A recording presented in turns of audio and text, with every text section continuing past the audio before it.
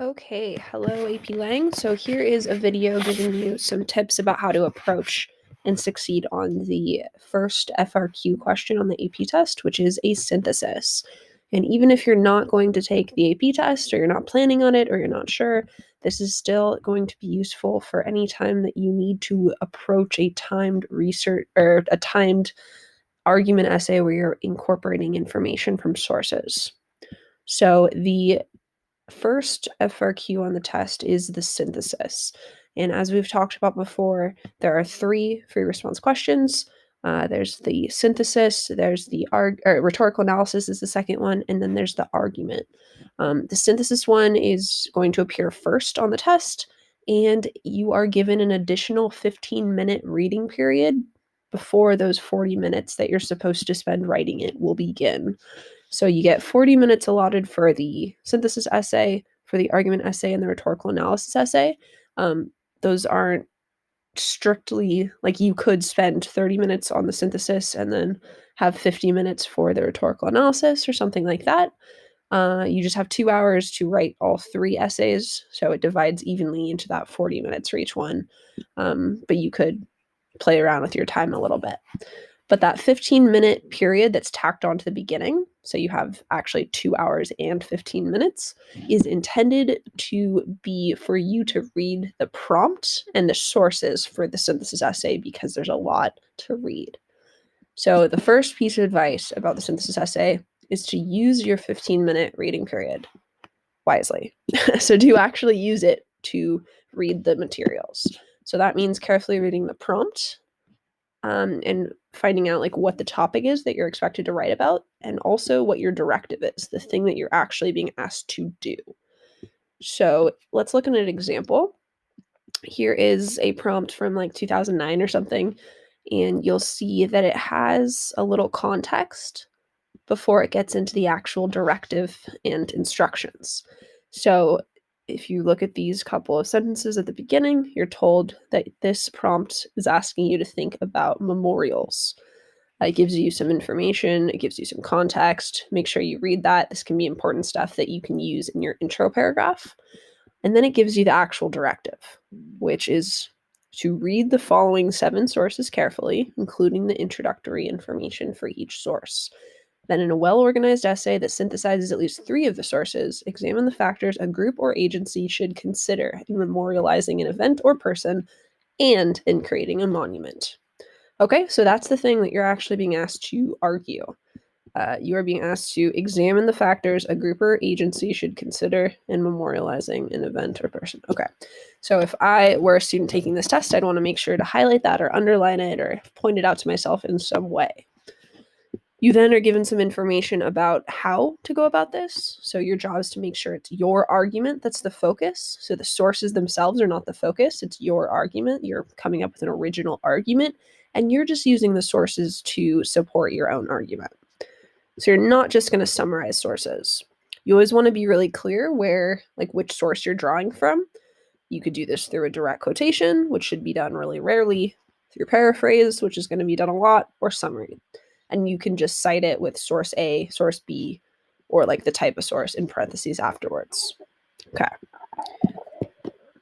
So once you've identified the topic, gotten a little info, and your directive, you should then skim read, so really carefully, the opposite of really carefully, really quickly look through all of the sources. There will be a lot of sources, somewhere between 6 and 8. Many students find it helpful to jot down some quick notes about how each of those sources relates back to the prompt. So if you are someone that benefits from writing, please do that. And make sure that you are looking at the context at the top of each source. That's a way that you can evaluate the source and think critically about potential bias. For example, here is one of the sources on the memorial prompt. And it at the top tells you, okay, it's from this person, Christine Musser, all right, which is good because you might want to use her name when you introduce information from her. And then it tells you the following is excerpted from an article published on a website for freelance writers and journalists.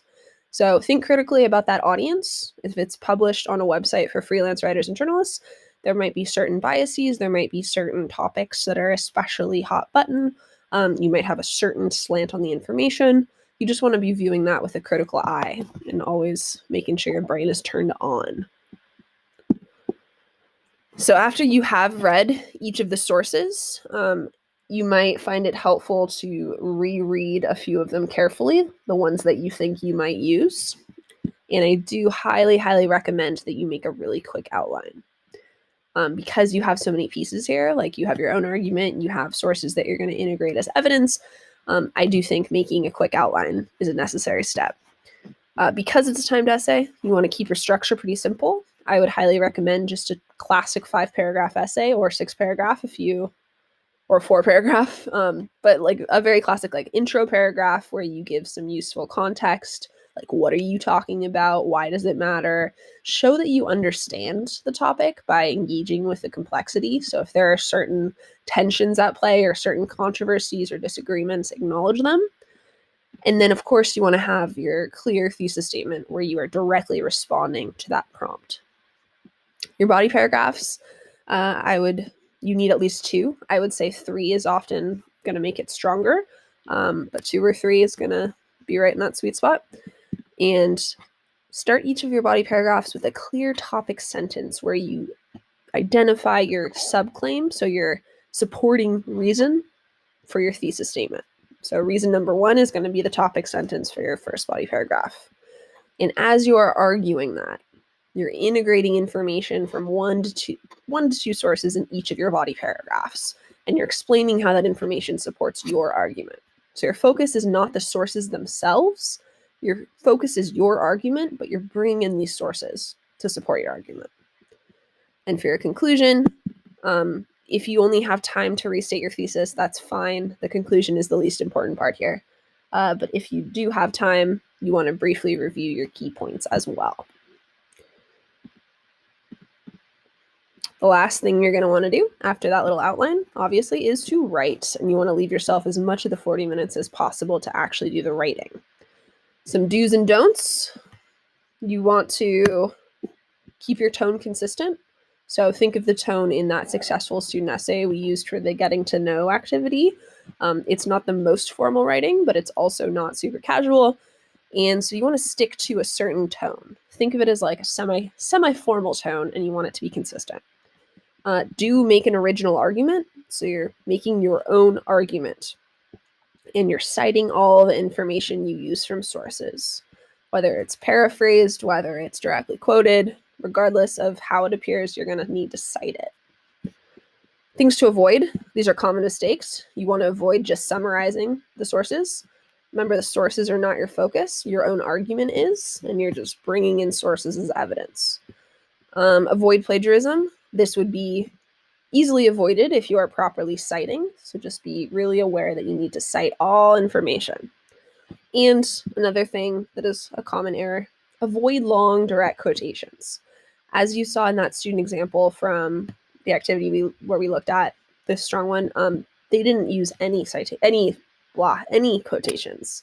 So you can definitely, I would definitely err on the side of err away from quotations. You don't have to use direct quotations in this, and you should really only use them if there's something that's like perfectly worded.